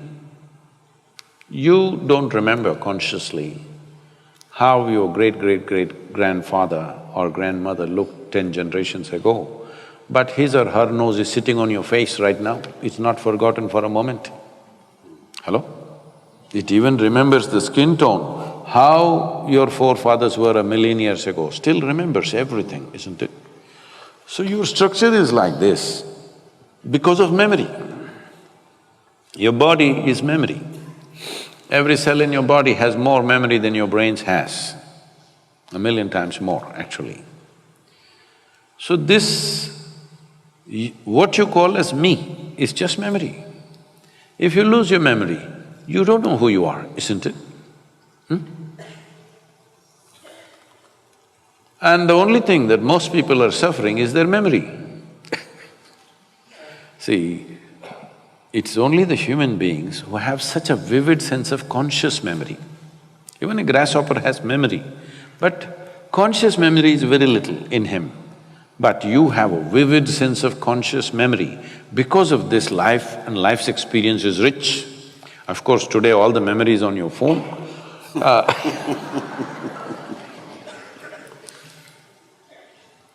But even those machines that we created of computers and phones and whatever is only to enhance our memory, isn't it? Because we saw the value of memory. So memory is the maker of who you are. You are who you are only because of your memory. If there's no memory, right now if your memory goes away, you don't know who is your mother, who is your father, who is your husband, who is your wife, who is your children, where you belong, your nation, your race, religion, nothing. Everything is in your memory, isn't it so? Including your God and devil, all in your memory, yes or no? If you lose memory, you don't know anything. So memory is a tremendous possibility. At the same time, it is a boundary. It's a certain knowledge that you've accumulated, information that you've accumulated. So in yoga, we have a very powerful tool. This'll be a little hard for you to chew. See, your knowledge, you are well educated, let us say you studied all the libraries on the planet, still, your knowledge is a minuscule compared to this cosmos, isn't it so? If you identify with that minuscule of knowledge, you will become a minuscule, because what you identify with, you become that in some way, isn't it? Whatever you identify with strongly, you become that. If you identify with your minuscule knowledge, you become a minuscule existence. But our ignorance is boundless. If you identify with your ignorance, you will become boundless because there are no borders for your ignorance. Your knowledge has a boundary. Your ignorance has no boundary, isn't it? But it takes a certain amount of dispassion and involvement in the life that you are to come to this space where you identify with your ignorance. If you identify with your ignorance, your intelligence cannot sleep, it'll be always on. See, right now if I ask any one of you to walk from here to there, you will effortlessly walk because you can see. Suppose we turn off the lights and it's pitch dark. Now if I ask you to walk, now you're super alert, isn't it? Hello? You're super alert. Matt was telling me, when he's batting, it's like meditation because it's not a ball, it's a missile. It's on the television, it's a ball. On the pitch, it's a missile, somebody's trying to knock your head off. Yes, it's a hard ball, it's coming anywhere between 125 to 150, 60 kilometers per hour, and it doesn't come straight. It pitches and takes its own shape, whichever way it wants, or whichever way the other monster intends. It's a hard game. People are watching on the television and thinking cricket is some nice game. It's a very hard game and it's a missile. You just have a split second. If you're not super alert, you're gone. Either you go to the pavilion or go to the hospital. These days, there is a helmet, you don't go to the morgue. One time they went to the morgue, now they go to the hospital with a broken bone or something. So, this is the same. The moment you do not know what's going to happen right now, you're super alert, isn't it? Hello? It's pitch dark, you don't know where your foot is going. Super alert or no? This is what ignorance means. This is the power or this is the intelligence of ignorance, that if you identify with your ignorance, your intelligence cannot sleep. Even if your body sleeps, it cannot sleep, it's always on. But if you identify with your knowledge, it sleeps because knowledge is a kind of conclusion you have drawn. Once you draw a conclusion, you will sleep. Sleep is a shorter version of death, isn't it, in a way? Hello? You're dead to the world. Well, you come back tomorrow morning, but at that point you don't exist, the world doesn't exist when you're fast asleep. So, in a way you're dying. How long you die in a day is up to you. If you're dying 8 hours a day, that means 1/3 of your life you've been dead. So, if your intelligence becomes super alert, you will see first thing that'll happen to you is your sleep quota will come down dramatically. Because you become more and more conscious because you're identified with your ignorance. If you understand, I do not know, if you really… it sinks into you that I do not know, now this is a tremendous possibility. Only if you see I do not know, the longing to know, the seeking to know, and the possibility of knowing becomes a reality, isn't it? Everything I do not know, I just believe. It doesn't matter who said it, Patanjali said it, anybody said it. You don't know. Hello? Isn't it? You don't know.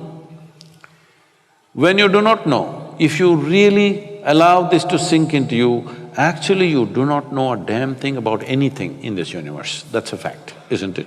For practical purposes we know, but existentially we don't know a damn thing.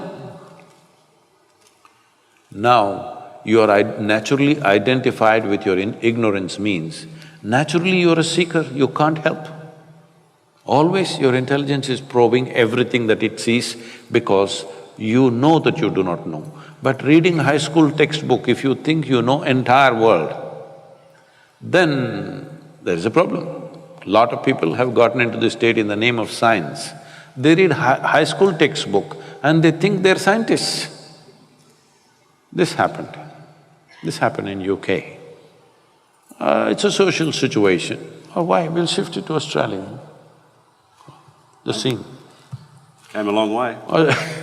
A social situation where a lot of people, socialites were there, but a scientist also was there. He was not dressed like them, not much care to his outward appearance. So they sat at the dinner table, a very high-fashion socialite lady sat next to him. And may I ask you, what do you do? He said, I study science. Oh, I was done with that in my high school. So as scientist understands, he's still studying science. Only others think he's a scientist. He knows he is studying science because the more you explore, the more you realize how ignorant you are. It's not that more knowledgeable you will become, more you realize how profound is your ignorance, how boundless is your ignorance. So, this entire dimension of moving into an intelligence which is beyond memory, the first and foremost step is this, that you're not identified with what little you know, you're identified with that which you do not know. Now, your intelligence is on. Slowly, it will become free from memory, because memory means repetitiveness, isn't it? Hello? Memory means repetitiveness, the same thing's happening again and again. If memory determines the nature of your experience, which usually does, and for 90% or more of the people, their memory decides the nature of their experience. For this we say traditionally in India, karma case.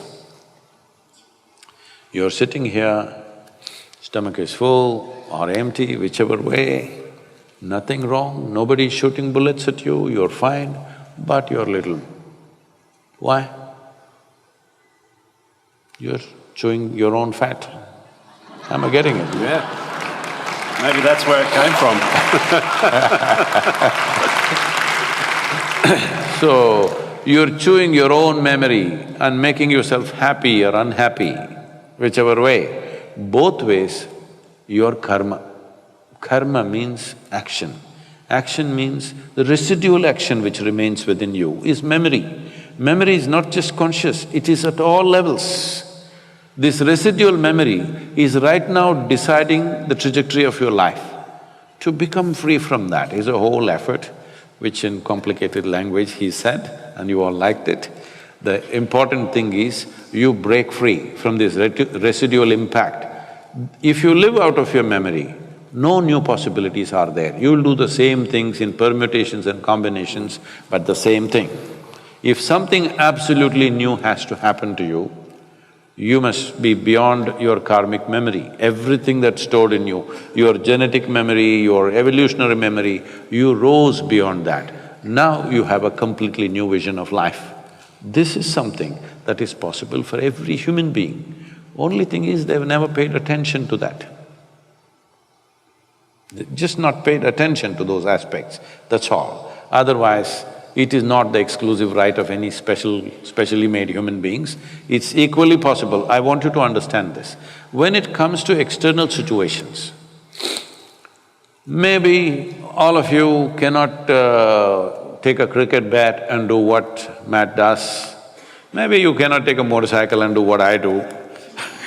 Or maybe you can't run like somebody else, or you can't do something else like someone else. When it comes to external realities, we are all differently capable, isn't it?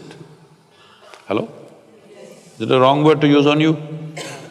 Every one of us is differently capable when it comes to the outside world.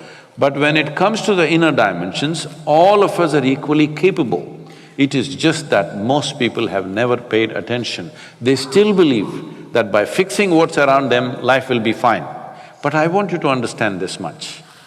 Compared to how people lived in this world a few generations ago, let's say 1,000 years ago, or even 100 years ago, today, in terms of comfort and convenience, are you not way ahead? Nobody even dreamt these things were possible, yes or no? But still we're complaining.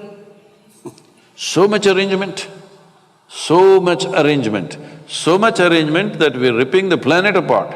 But still, can you claim, are you more joyful or more blissful than how people were 100 years ago? Can you? You're more comfortable for sure. You know conveniences that nobody knew. What even royalty could not afford. All of you are having… most of you are driving chariots with 400, 600 horses. Huh? Yes or no? But life has not changed, you must understand, it doesn't matter how much arrangements you make. And also you must remember, in the end there is no container service, this is just for your information. There's no container service because most homes have turned into warehouses. Just reminding you.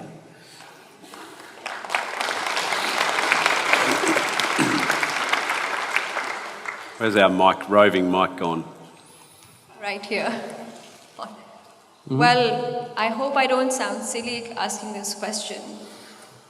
How do you think positively in circumstances or, external factors that are very negative? If I term it like that. I'll give you a specific No, don't. I situation. understand those situations. This is relevant to my question. I'm giving you a specific, situation here. For example, you find out that your mother or a close relative have been diagnosed with a, serious life-threatening disease. How do you cope? How do you think positive? How do you stay stable there? Thank you. I know when somebody dear to us,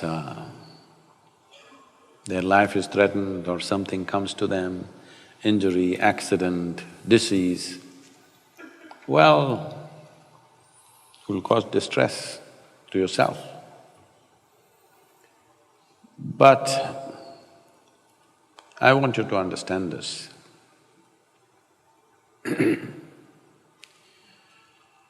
See, this is the nature of life. This is what I've been trying to remind you from the beginning in this last hour and a half, that we need to understand this is a fragile happening, this life. Right now it's on. The design of this life is such, see, inhalation, exhalation,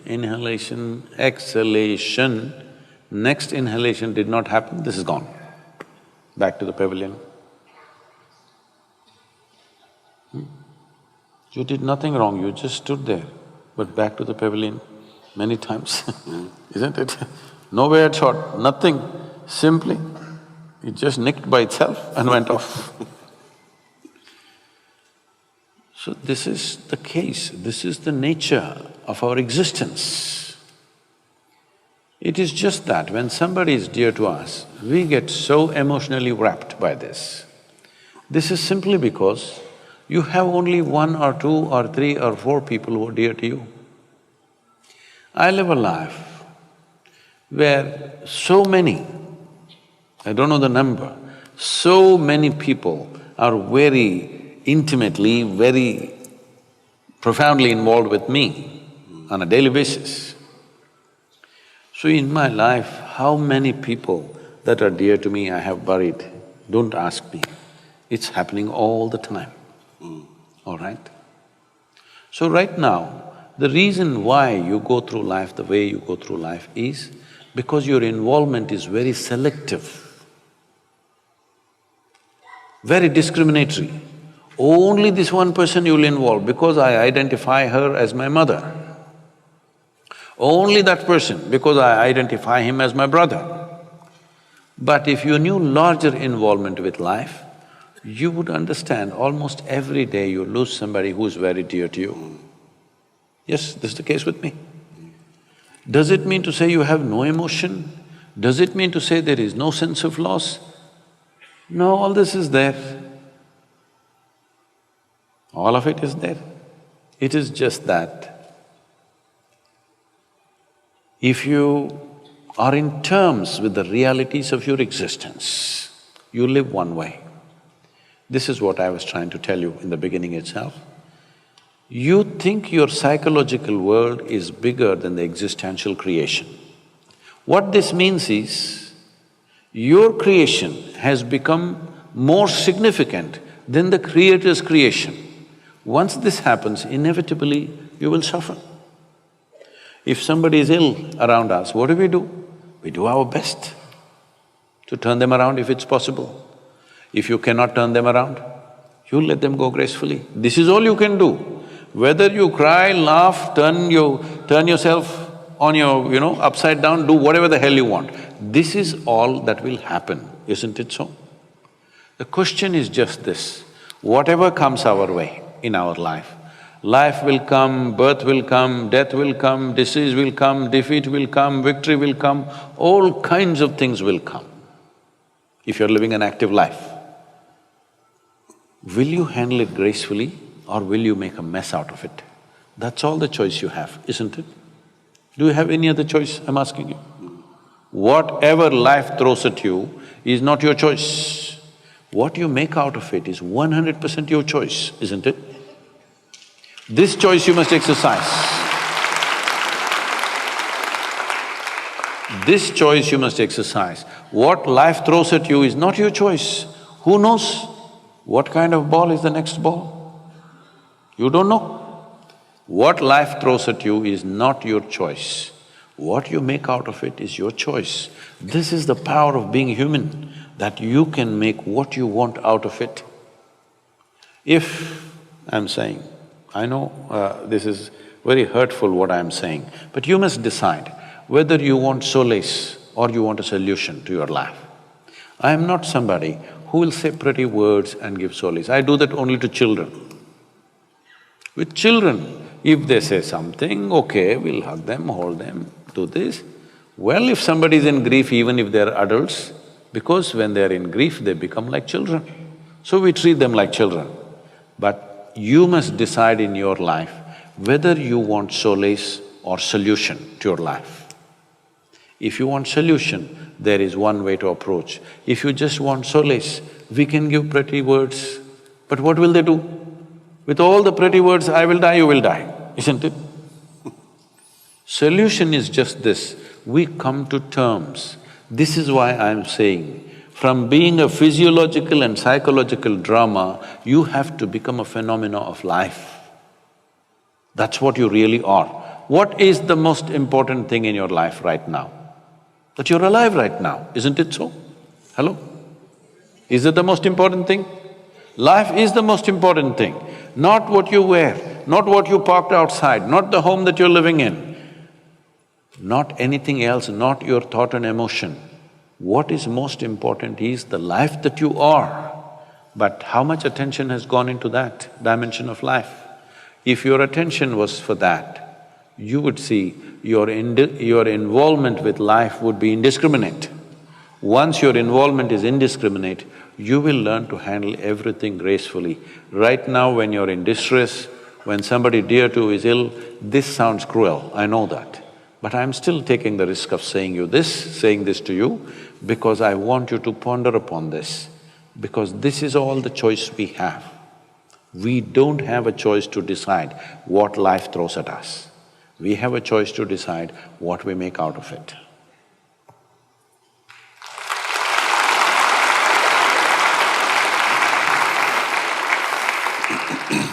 Isn't it? I think we've got time for another question.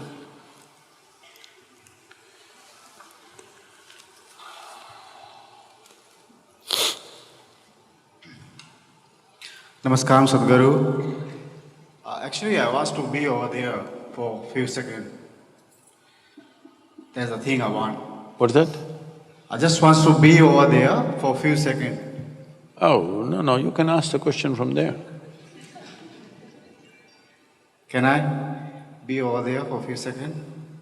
Oh, then why did you take the microphone? Microphone is to speak long distance. So you don't go next to somebody and take phone and talk to each other.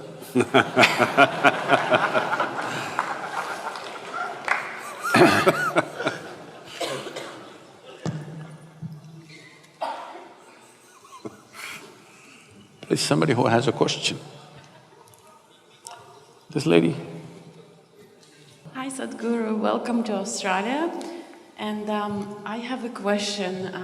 Sometimes we get in a situation when we're surrounded by people who have a very high expectation in terms of us. And when we cannot fulfill the expectation, you start to feel a very terrible feeling of guilt.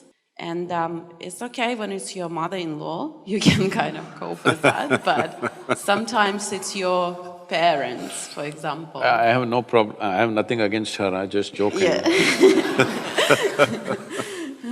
And and sometimes it's the people who's very close to you, like your parents, and you cannot really fulfill the expectation because you would like to do in your life what you want to do, and obviously it's not what they want.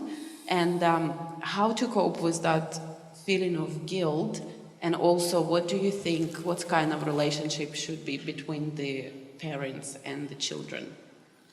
Thank you.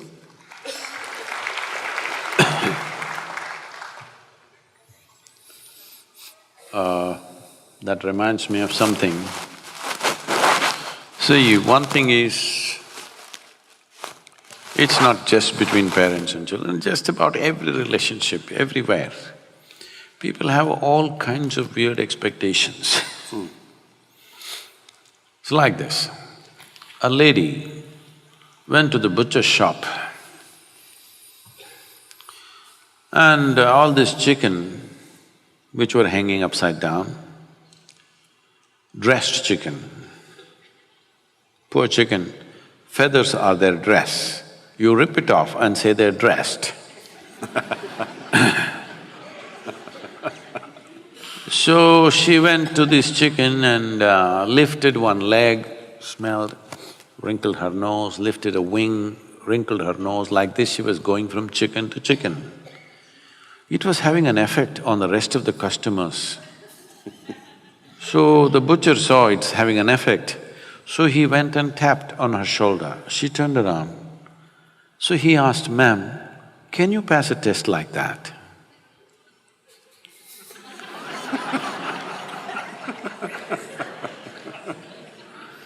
So a whole lot of people are always busy putting everybody to tests that they themselves are not your property. It's a privilege, another life came through you. You must enjoy it. Do your best to nourish it. What it becomes is not your business. Your business is to support it, create a wonderful atmosphere around it, create an ambience where it grows well. I'm using the word "it" consciously. Like a tree, like a plant, you just create the nourishment that it needs, it grows. Well, is it going to bear apples, pears, mangoes, or just flowers, or just nothing? We don't know. Only thing is, your wish is, they must grow to their full potential. My dear father, he's 95. He's a physician. In his mind, that generation of Indians will understand that. Unless you become a physician, you're no good. So I was no good. But that was good for me, because when you're no good, nobody pays enough attention, that's all I wanted. That they leave me alone.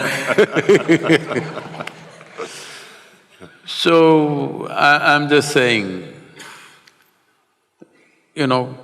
he's always worried, what will happen to this boy? His concern is this boy has no fear in his heart, what will happen? So one day when I was 11 years of age, he said this, I came home with a 12-foot cobra, he was my friend. And he said, this boy has no fear in his heart, what will happen? Then I asked him, when did fear become a virtue? When did this happen? He said, see, I told you he has no fear in his heart. I said, that's fine, but when did fear become a virtue? Why is it like this? Why fear, anger? Well, if you want to do something that you really want to do, if you think you're going to do it with everybody's approval, I'm sorry, life doesn't happen that way. It is just that whatever the hell you want to do, just do it well. Once there is success, your parents and your uncles and your aunts, everybody says, wonderful. All right. They want success, they're only afraid. They have every right to be concerned about you. They have every right, because they brought you up. They're concerned whether you will do well or not. They have every right to be concerned, but that concern should not become control.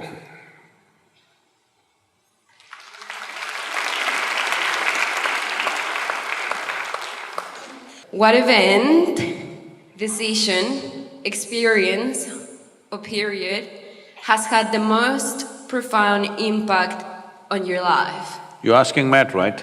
No, I'm asking you. I would like to know, please. Oh.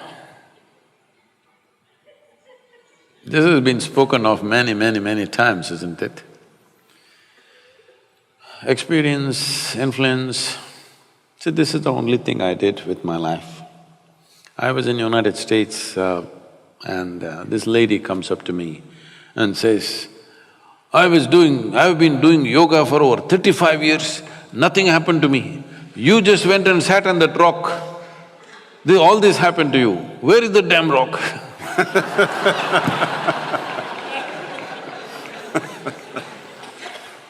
And now the rock is becoming famous. Like, for Gautama the Buddha, the Bodhi tree became more famous than the Buddha. I must tell you this experience. I was in Coimbatore many years ago, about almost 25–30 years ago, and I go to somebody's house for lunch, and this lady says, Sadhguru, I have a Bodhi tree in my backyard. I sit and meditate under that. Can you come and bless my tree? I say, please water the tree, I will bless you. She said, no, you must come and bless the tree. I thought, let me go into the backyard. I'm always an outdoor man. So I walked out. Then I looked around, I did not see any Bodhi tree. There were 3 coconut trees, but I did not see any Bodhi tree. Then I asked her, where is the Bodhi tree? Then she takes me to one place. There is one stick which is about 6–7 feet tall with about 5 leaves. Under that she's put one stone plate and on which she sits and meditates under the Bodhi tree. I looked at this Bodhi tree and said, see, this Bodhi tree does not have much possibility. If you at least sit under the coconut tree, something could happen.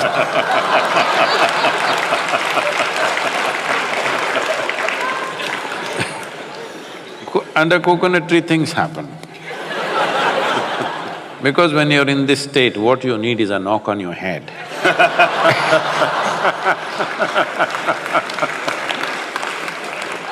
So, what is the most significant influence? This is all I did in my life. From early childhood, I did not allow either family, my genetics, my social situations, the religious situation around me, political situations around me, whatever around me, I did not allow myself to be influenced by any of those things. This is why I keep repeating, I am an uneducated guru, because I refuse to be educated. To remain uneducated is not easy. Yes, sir, because from the moment you're born, everybody wants to teach you something that's not worked in their life.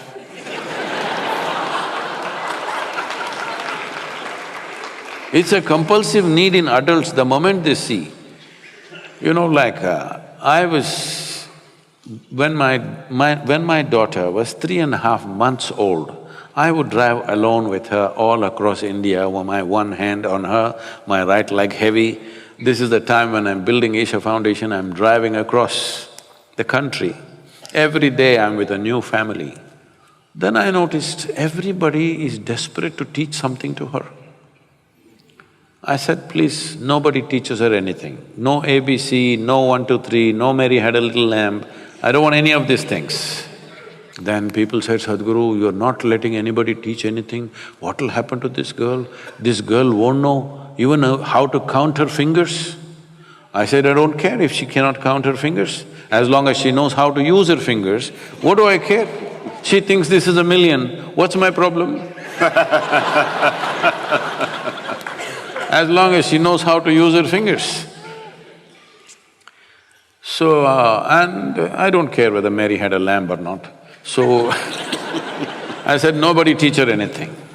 Because nobody is teaching her anything. See, it is by constantly looking down on the child, you know what is this, you know what is that. the child feels smaller and smaller and smaller.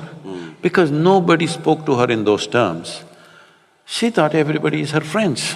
She's 2.5, 3 years, she thinks all the adults are her friends, she talks to them like they're her friends. By the time she's 18 months, she's fluently speaking 3 languages, very fluently. Because nobody's teaching her anything, she's all ears listening to everything around her. Well, I wouldn't have sent her to school, but my schedules and my travels didn't allow that. So I sent her to a school where there's least amount of schooling.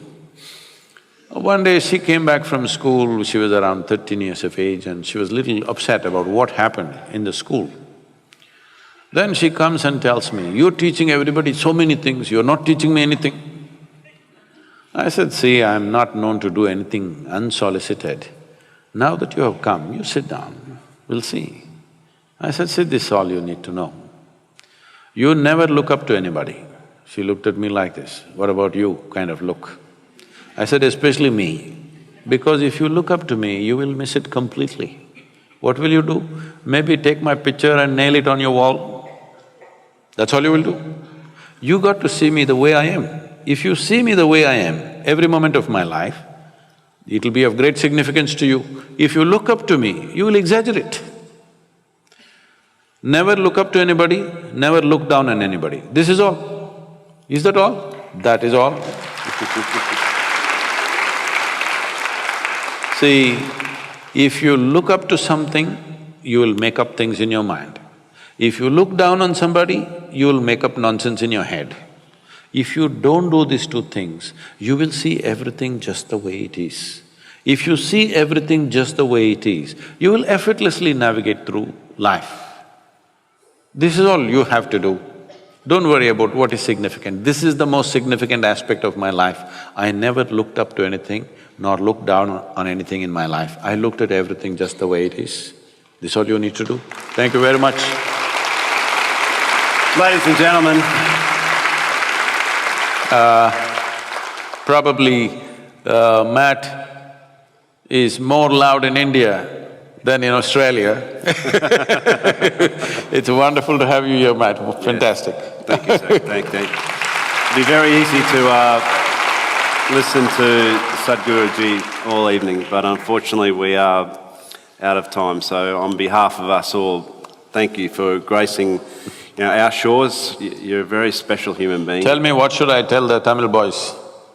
You can tell them from me that I will be back in business with them very shortly. That's what you can tell them. Surfing, about the water, cooking. What about the water? About the water? Yeah, what they should do, the Tamil boys. Easy as this. And girls. Spend a little bit of their own money to invest into some trees, and we're all in business, aren't we? Thank you. And thank you. Good evening, everyone. Thank you. If you don't know this, don't tell anybody. I make the best masala dosa in the world. Well, you can be sure of this, I'll take you up on that. Good evening, ladies and gentlemen. Thank you. Thank you very much.